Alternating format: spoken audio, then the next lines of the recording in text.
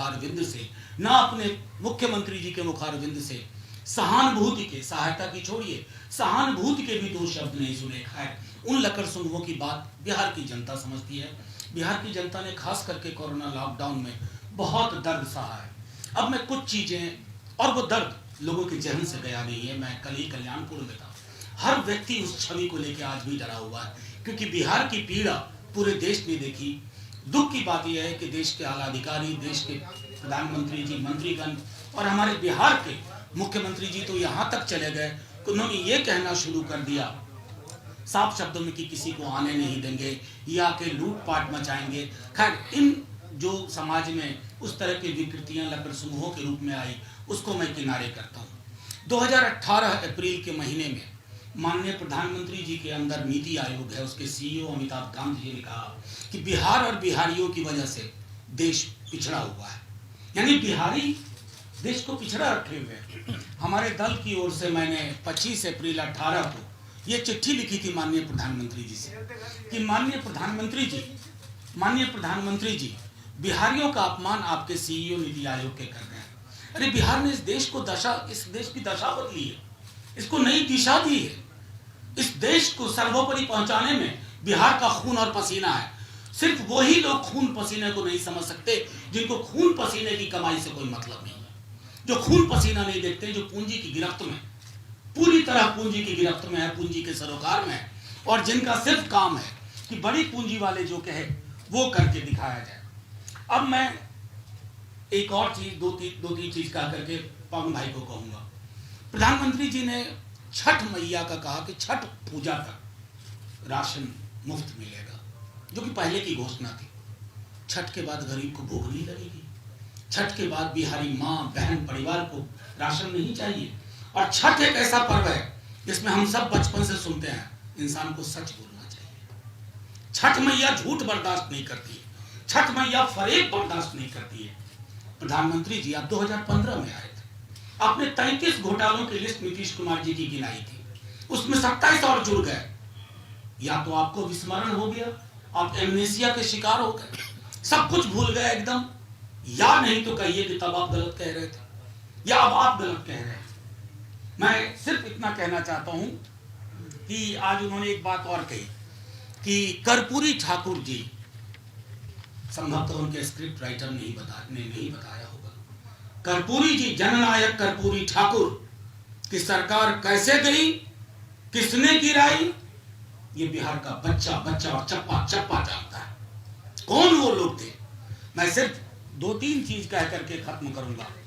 माननीय प्रधानमंत्री जी, नेता प्रतिपक्ष तेजस्वी महागठबंधन के मुख्यमंत्री पद के उम्मीदवार के तौर पर 10 लाख नौकरी 10 तारीख से उसकी प्रक्रिया की शुरुआत की बात कर चुके हैं। या तो आप कहिए कि आप 12 लाख सरकारी नौकरी देंगे, या पीठ थपथपाइए कि पहली बार इस देश में चुनाव बीते कुछ वर्षों में नौकरी पर बात हो रही है। आपकी उस पर चुप्पी बताती है कि रोजगार से आपका कोई ताल्लुक नहीं है।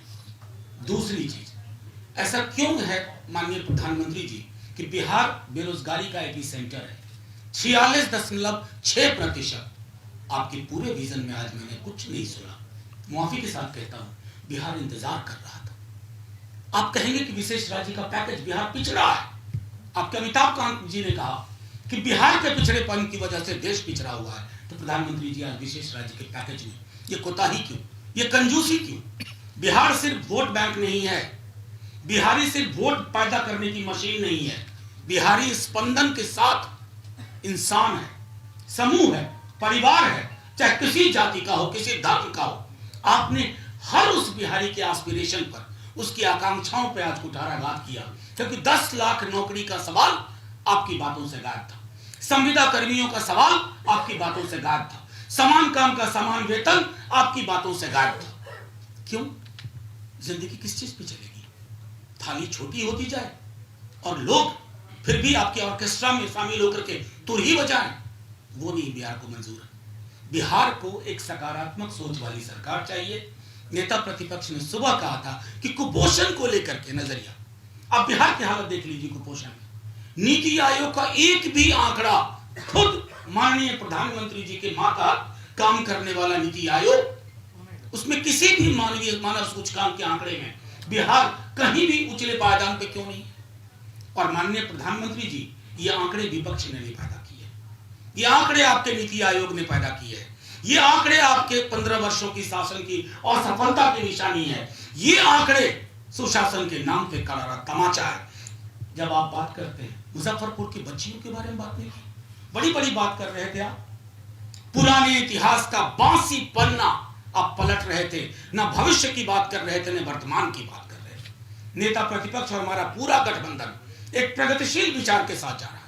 हम रोजगार की बात कर रहे हैं, संविदा कर्मियों के जीवन सुधारने की बात कर रहे हैं, गांव और शहर के फर्क को मिटाने की कोशिश कर रहे हैं, अस्पताल के सामने कोई अंडर सेक्रेटरी दम ना तोड़ दे उसकी बात कर रहे हैं। लेकिन आप क्या बात कर रहे हैं? पुराने इतिहास का बासी पन्ना जो बिहार कतई लेने को तैयार नहीं है।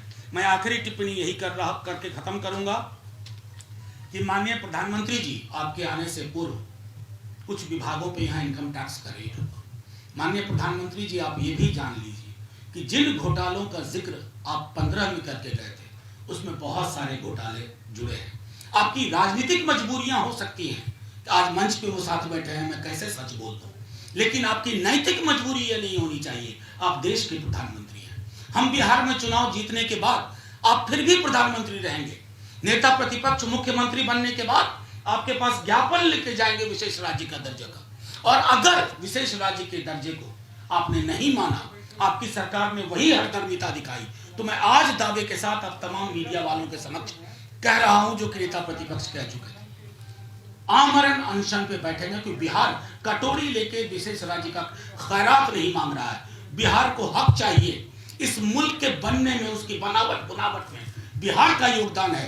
अब केंद्र का काम है कि बिहार की बनावट को आगे ले जाने के लिए आप विशेष राज्य का दर्जा दीजिए। हाँ, 3 तारीख को जब आप वापस आइए माननीय प्रधानमंत्री जी, हम राजनीतिक रूप से विरोधी हैं, लेकिन मैं आग्रह करूंगा प्रधानमंत्री जी, संघ सहकारी संघवाद जब आप कहते हैं, कल को हमारी सरकार बनेगी, ये शत्रुता की जुबान नहीं होनी चाहिए, प्रतिस्पर्धी की जुबान हो जाए। और कल तक जब हम मिले ना, तो ये ना याद हो कि आपने कैसी कैसी बातें कही थी, और जो कि मैं समझता हूं चुनाव की हीट में आप बोल गए होंगे। आप भी जब बैठेंगे तो आपको लगेगा कि जब बिहार एक तरह से सोच रहा है, हर जाति की दीवार टूट रही है, लोग एक साझा सरोकार के साथ आगे बढ़ रहे हैं, तो बिहार को जो विजन चाहिए 3 तारीख को जब आए, तो उस विजन के लिए आप विशेष राज्य की बात करें। 10 लाख नौकरी के लिए आप पीठ थपथपा दें कि हाँ, नौकरी पे बात हो रही है, संविदा कर्मियों पे बात हो रही है, समान काम समान वेतन पे बात हो रही है, बिजली के दरों को कम करने पे बात हो रही है, पुरानी पेंशन योजना को पुनः बहाल करने की बात हो रही है। ये सब अपेक्षाएं हमारे प्रधानमंत्री जी से हैं। और जो 11 सवाल नेता प्रतिपक्ष ने पूछे थे, अभी आपके पास 2 दिन का वक्त है माननीय प्रधानमंत्री जी, 3 को आइए, उन सवालों का जवाब बिहार की जनता आपसे सुनना चाहती है। शुक्रिया। धन्यवाद मनोज भाई।